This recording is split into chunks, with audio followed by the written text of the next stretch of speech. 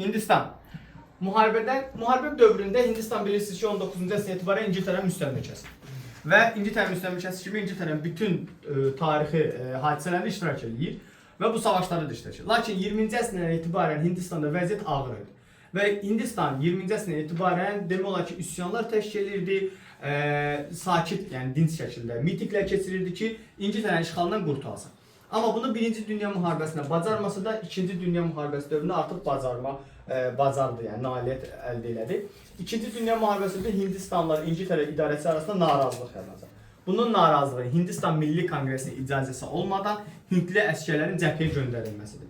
Bu narazılıq artacaqdır və İngiltərə hökuməti görəcək ki vəziyyət ağırdır, Hindistana bəzi güzəştlər edəcək. 1947-ci ildə, daha doğrusu 1945-ci il və 1946 bu sizin kitabınızda yazılmamalıdır, amma mən sadəcə deyirəm. 45-ci ildə Hindistana dominion hüququnu verir, müstəqilliklə bağlı heç bir söz demir və yenə deyirəm, bunu yazmayın, sadəcə izah eləmək üçün deyirəm. 46-cı ildə isə Hindistana islahatlarla bağlı güzəştlər sözü verəcək. Lakin Hindistanın əsas istədiyi istiqlaliyyət idi və İngiltərə hökuməti görür ki, Hindistanda mitinglərin ardı-arası kəsilmir, qabağını ala bilmir, məcburiyyət qarşısına qalır. 1947-ci ildə Hindistanı iki yerə parçalayaraq Hindistan və Pakistan dövlətləri yaranacaq. Lakin Hindistan tarixən çox etnik cəhətdən qarışıqdır. Həm etnik cəhətdən qarışıqdır, həm dini cəhətdən qarşı olacaq. Bu dövrdə Hindistanla Pakistan elə münaqişəsi öz yerindədir və Hindistanın bir növ belə deyək də özünlə qarşı iç daxilində etnik toqquşmalar baş verir. Və bu toqquşmalar zamanı Mohandas Gandhi çıxış edir ki, Hindistan Azadlıq Hərəkatının rəhbəridir Mohandas Gandhi, Hindistan tarixinin lideridir, rəhbəri hesab olunur və çox dahi hörmət olunan şəxsdir. Mohandas Gandhi çıxış edir ki, bəs Hindistandakı olan müsəlmanları sıxışdırmayın, onların bir növ belə deyək də öz evlərinə köçməsinə şərait yaradır. Burada necə olur? Hindistan Pakistan ayrılanda Pakistanda Hintli xalqı qaldı. Buddist ölkələri, bütpərəst əhali qalır. Hindistanda İslam əhalisi qalır və dünyanın ən böyük köçlərindən biri baş verəcəkdir. Hindistanda yaşayan müsəlmanlar hara köçməyə başlayır? Pakistana, Pakistanda yaşayan Buddistlər hara köçəcəkdir? Hindistana. Bu çox böyük bir köç idi hesab olunur. Və bu vaxt Mohandas Gandhi çağırış edir ki, bəs müsəlmanlara qarşı biraz hörmətli olun, onlar da bizim xalqın nümayəndəsidir və buna cavab olaraq Mohandas Gandhi 1948-ci ildə öldürülür. Bundan sonra Mohandas Gandhi yaxın silahdaşı Cəvahir Nehru 1950-ci ildə Hindistan Respublikasını yaradacaq və Hindistanın ilk baş naziri olacaqdır. Hindis xalqının atası hesab edilir.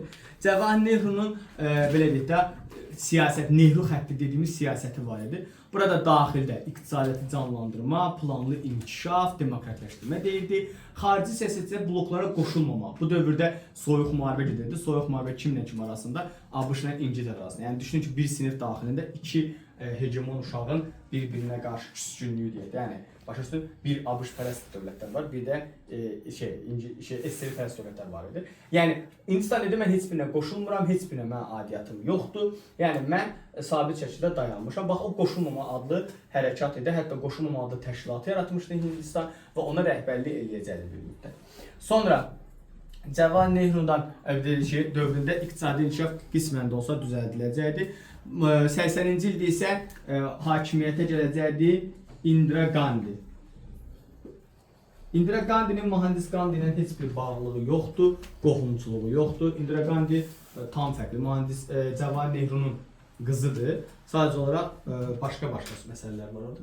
Indira Gandhi Hindistan tarixinin dəmir leydisidir, ilk qadın baş naziridir. Hətta Hindistanın dəmir leydisi adlandırılır, necə İngiltərənin dəmir leydisi adlandırılır və çox belə deyək də Hindistan inkişafına çox mühüm töhfə vermişdir. Kəşmir məsələsinin həllində çox mühüm töhfə vermişdir. Lakin ən yaxın cangüdən tərəfindən öldürüləcəkdi 1984-də. Baxın, bunu necə yadda saxlamaq olar? Mohandas Gandhi 48-də öldürülüb. Rəqəmi dəyişirsən, 84 Indira Gandhi öldürülür. Yəni eynisi suiqəst nəticəsi. Müasir dövrdə Hindistan ən böyük problemi, maşallah olsun əhali. 2 milyarda yaxın gəlir çıxacaq, yəni belə deyil, balaca bir rəqəm deyil. İqtisadi gerilik, təhsil səviyyəsinin aşağılığı, ən böyük problem isə Kəşmir problemi, yəni Kəşmir probleminə toxunacaq və Hindistanın müasir dövrdə ən böyük problemlərindən biri bu olacaq. Kəşmir məsələsi. Hindistan-Pakistan dövlətləri arasında ortada Kəşmir problemi adlı bir sistem yaranacaqdı, ərazi mübahisəsi. Birinci Kəşmir müharibəsi 1948-ci ildə baş verir Hindistanla Pakistan arasında və 49-da BMT-nin təşəbbüsündən dayandırılacaqdı. Kəşmirin 1/3 hissəsi Pakistana, 2/3 hissəsi isə Hindistanda qalacaqdı. Bu da yenə də ən böyük problemlərdən biridir ki, Pakistan bunlar razılaşmır. Bayaq dediyim köç məsələsi baxın burada baş verəcəkdi. Kəşmirin bu sahəsi köçəcəkdi. Bunlar da o tərəfə köçəcəkdi. Yəni o dərəcədə və o müddətdə də çoxlu insanlar belə deyək də necə deyim, vəfat eləyəcək deyirlər. Pakistan dərsinə gəldiyimizdə isə Pakistan nə olacaqdı? Pakistan bilirsiniz ki, Hindistan ayrılandan sonra yaranan dövlətlərdən biridir. 1947-ci ildə yaranmışdır. Məhəmməd Əli Cinnə tərəfindən əsası qoyulan bir dövlətdir. 1956-cı ildə Pakistanda bir respublika elan edilmişdi. Hindistanda bu proses 1950-də olacaqdı. Pakistan belə deyək də müasir dövrdə nüvə silahına sahib olan yeganə İslam ölkəsidir. 1990-cı ildə nüvə silahına sahib oldu. Nüvə silahlarının adı Sultan Mahmud Qəznəvidir. Bəli, yəni türklərin adını qoyublar. Babur Şahdır, yəni konkret olaraq belə deyək, yazılmalıdır kitabınızda, amma bilmən baxın o sarı yerlərdə falan. Yəni yeganə nüvə silahına sahib olan İslam ölkəsidir. Pakistanın ilk qadın baş naziri isə olacaqdı, Benazir Bhutto olacaqdı. 70-80-ci illərdə hakimiyyətdə olmuşdu. 2 dəfə hakimiyyətdə olmuşdu. Onun da iqtisadi proqramında demokratləşdirmə, İslam dünyasının ilk qadın baş naziri hətta iqtisadi dünyada iqtisadi sahədə siyasi sahədə demokratləşdirmə, iqtisadi sahədə isə planlı inkişafa töhfə verirdi Pakistanda. Lakin 2007-ci ildə sui-qəsd nəticəsində mən onda həm vaxt televizora baxırdım, elə çıxışına baxan vaxtı həqiqətən orada sui-qəsd nəticəsində yəni öldürüləcəkdi Benazir Bhutto. Pakistanın Azərbaycan tarixi ilə bağlılığı Türkiyə Respublikası kimi Azərbaycanın 2-ci Qarabağ müharibəsini dəstəkləyib, Xocalı soyqırımı rəsmiləşdirib tanıyıb və Azərbaycanı hər sferada dəstəkləyəcək. Pakistanın digər əhəmiyyəti nədir uşaqlar? Pakistan NATO-ya daxil olmadan, lakin ABŞ-ın ən yaxın müttəfiqi hesab olunur. Çünki tarixi İpək yolu üzərində yerləşməsi, üstəgəl Çin və Hindistan sərhədində yerləşməsi və Çin və Hindistanın Mərkəzi Asiyada və Orta Asiyada, Cənubi Şərq Asiyada güclənməsinə qarşı olaraq Amerikanın bir növ dayağı hesab olunacaqdı. Sonra nə deyəcəkdik Pakistanla bağlı? Yəni Pakistanla bağlı da bunları bilməlisiniz. Yəni bəs eləyir bunlar. Bəs orada da bütün hər şeyi oxuyacaq. Bu da sizin Pakistan dərsiniz.